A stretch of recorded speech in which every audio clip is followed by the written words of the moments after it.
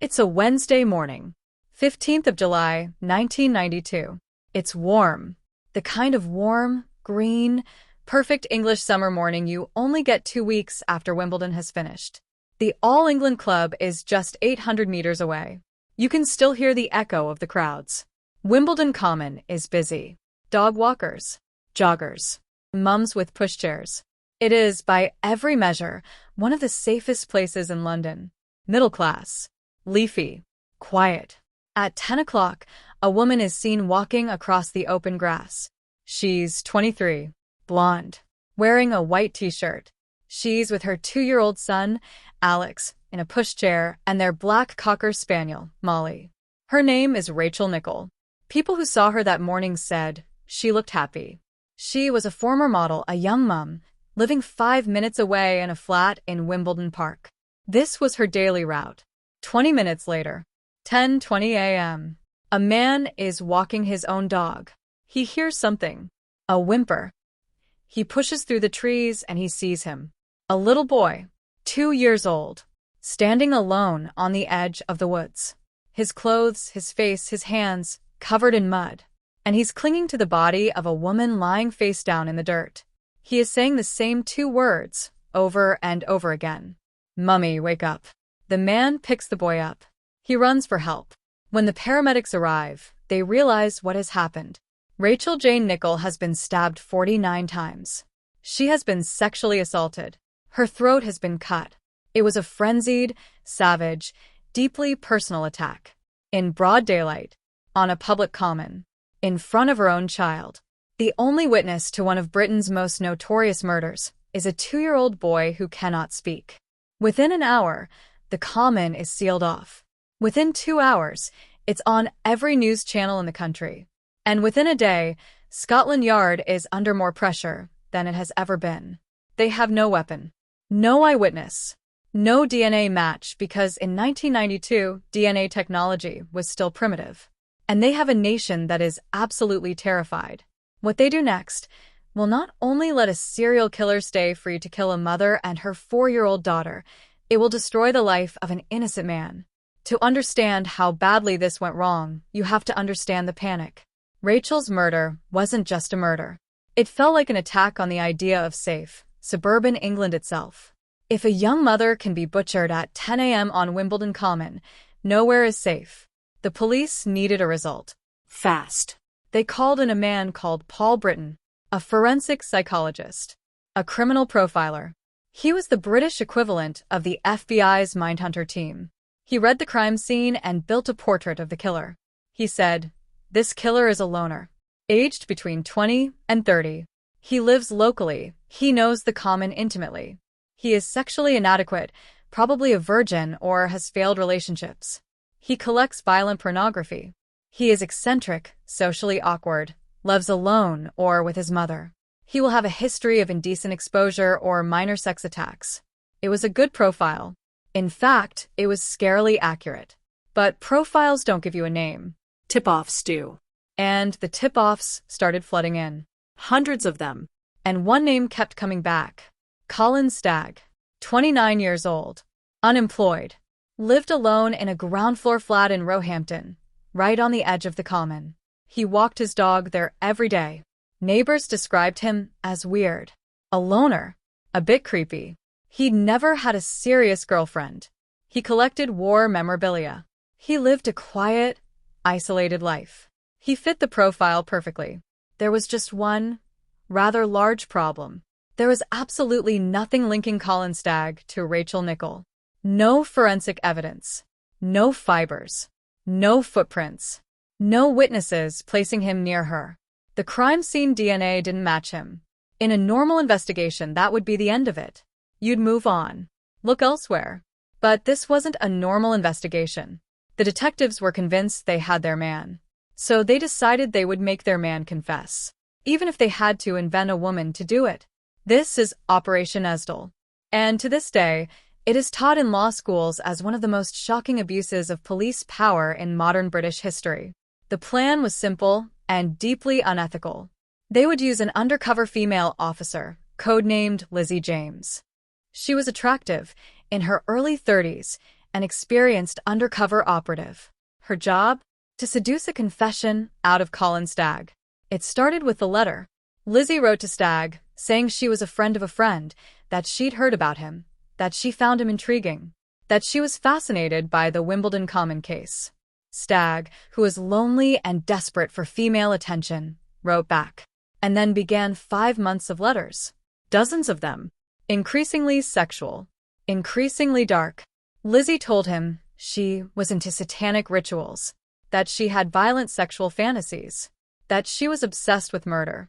She told him that if he had done the Wimbledon murder, she would find it exciting, that it would turn her on. She was, in the words of the later judge, trying to incite in him a desire to confess to a crime he had not committed. Stagg tried to impress her. He is a lonely, socially inept man, remember. He made up stories. He said he liked knives. He said he had dark thoughts. He said he could do things that would shock her. Anything to keep this beautiful, interested woman writing to him. Police psychologists were listening to every call, reading every letter. They told the senior officers, "He's giving us what we want to hear." In May 1993, Lizzie arranged to meet him in Hyde Park. The meeting was secretly recorded. She pushed him again and again to talk about Rachel, about what he would do to her. Stagg bumbled. He fantasized. He tried to sound tough. For the police, it was enough. On August 18, 1993, more than a year after Rachel's murder, Colin Stagg was arrested at his flat. He was charged with the murder of Rachel Nickell. He was held on remand for 13 months in a Category A prison, surrounded by murderers and rapists, for a crime he did not commit. His trial at the Old Bailey was supposed to start in September 1994. But before a jury was even sworn in, Mr. Justice Ognall called the prosecution and defense to his chambers. He had read the transcripts of Operation Esdale, and what he said stopped the case dead. He ruled that the police had shown deceptive conduct of the grossest kind, that the honey trap was not an investigation, but an attempt to incite a confession by entrapment.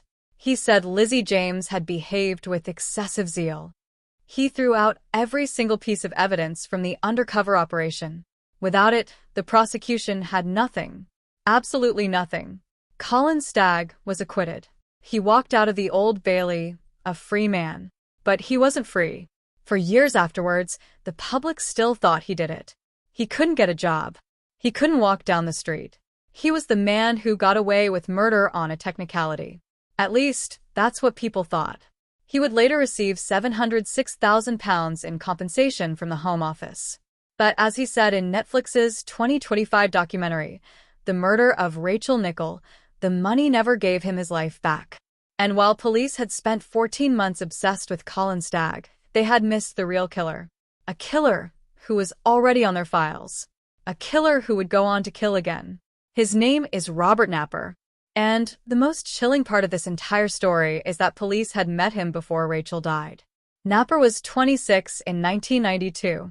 He lived in Plumstead, southeast London, but he knew Wimbledon Common well. He was 6'2", powerfully built, walked with a strange stoop. He had Asperger's syndrome and paranoid schizophrenia. He was obsessed with guns, with knives, and with a twisted fantasy life. Long before Rachel, he had a record. Between 1989 and 1992, he had carried out at least 15 brutal attacks on women on the Common and across South London. Strangulation. Sexual assault. He left one woman for dead. Police knew there was a serial rapist operating on Wimbledon Common. They called him the Green Chain Rapist. In July 1992, just weeks before Rachel's murder, officers actually went to Robert Napper's house to ask him to provide a DNA sample as part of a mass screening. He didn't show up. He was asked again. He didn't show up again.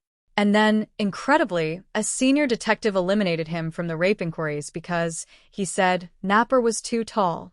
Witnesses had described the rapist as shorter, so they crossed him off the list. They were wrong.